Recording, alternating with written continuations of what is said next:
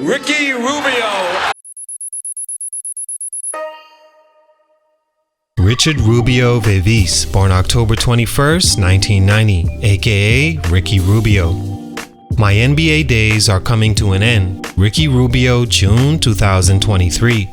Before Luka Doncic, before Victor Wembanyama, there was Ricky Rubio, the Spanish prodigy with the perfect basketball name to fit his Aladdin-like look and wizard-like hype surrounding his game, and similarities to almost mythological-like figures of the past.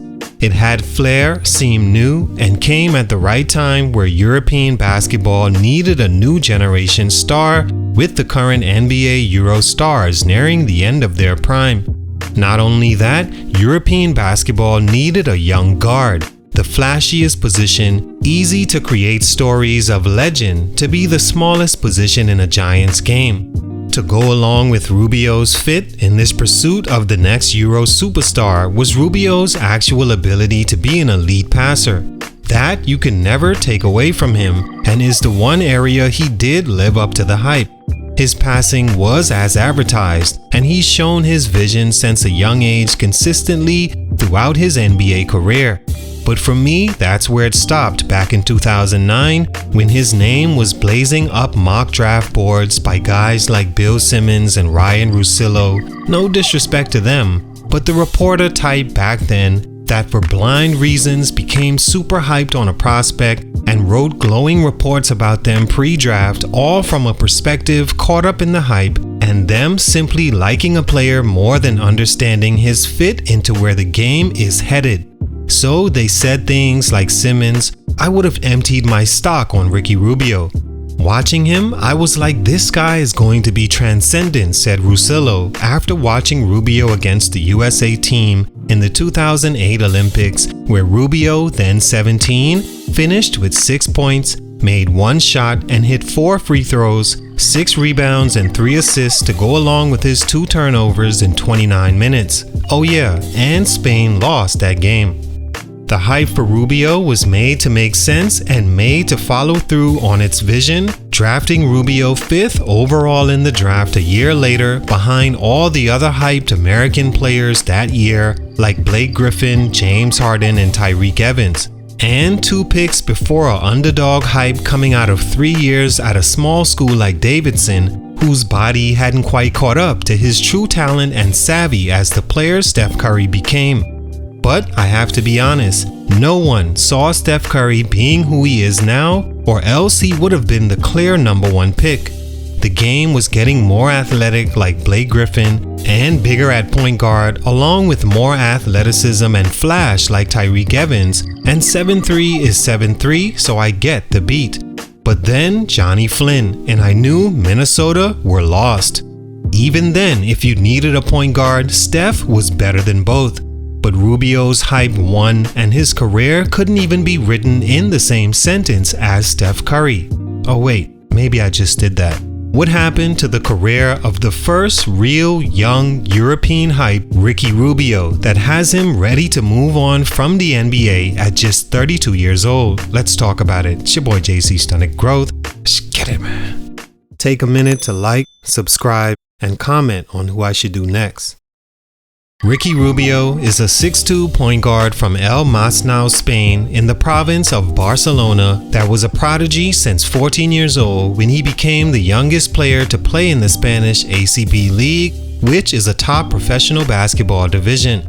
He was breaking records left and right as a pro, becoming the youngest to lead a top division in steals in 06-07 and the youngest FIBA Euro Player of the Year in 2007, an award he won 3 straight times until 2009. He moved on to the EuroLeague in 2006, once again becoming the youngest European this and that, and so much else that his mother barred reporters from speaking to him before he turned 18. The hype grew real, and by 2009, Rubio was a young name that didn't quite have the physical stature or athleticism to go number 1, but some lucky lottery team was going to have him and attempt to make him their next new franchise guard, seat stuffer, and future superstar.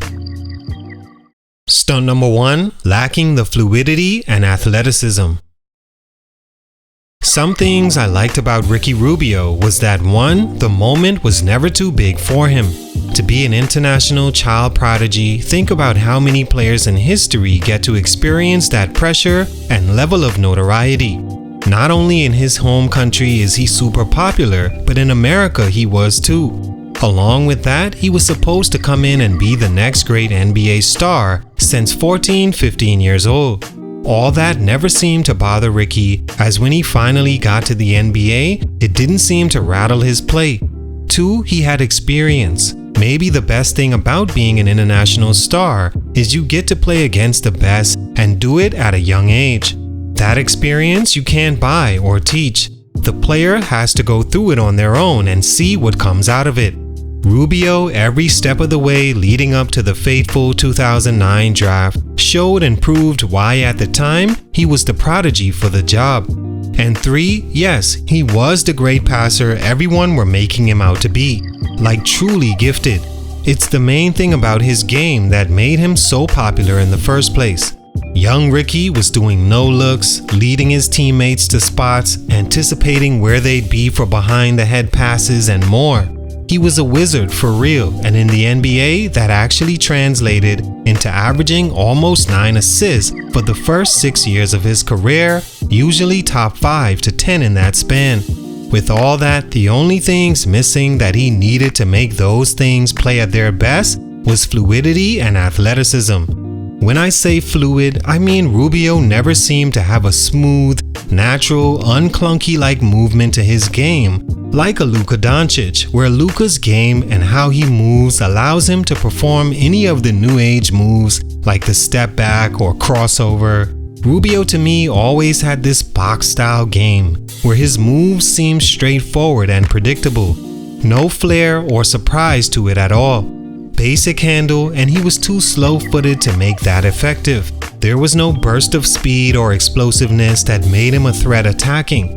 Almost old-school moves and athleticism that made it harder to get to spots where the threat of him scoring opened up passing lanes. With those, Rubio would have been dangerous. Stunt number 2, going to Minnesota. The Minnesota Timberwolves are one of the 12 remaining teams that have never won an NBA championship. They have been around since the 89-90 season and over 30 years haven't figured it out. There's a reason for that, and one common denominator in all those losing years is the city itself. Just like superstars never either go there or stay there long term, the best coaches, front office personnel, or even training staff rarely accept job offers to go live in a city like Minnesota long enough to build a winning franchise. Therefore, the people they have in positions there are going to make decisions that of third, fourth, or even fifth tier of their respective front office positions. In 2009, the Timberwolves were going through a transition period in their front office between the end of 2008 and right before the 2009 NBA draft. Randy Whitman out after a 4-19 start, Kevin McHale out right before the draft and replaced by Kurt Rambis at coach and David Kahn in the executive chair to begin the 09-10 season. Kahn, the president of basketball operations around draft time, is really the one that made the decisions on draft night. He had 2 lottery picks back-to-back with almost no chance he got both wrong. In hindsight, he did. He picked Ricky Rubio first, an obvious selection with the hype Rubio had, but then Johnny Flynn next, the charismatic point guard, flying up the boards as the hot guy that year. Had he at least paired Rubio with Curry, maybe Rubio would have had a better start. Except, first of all, he stayed 2 more years in Spain to finish out his contract and didn't come to the league until 21 years old.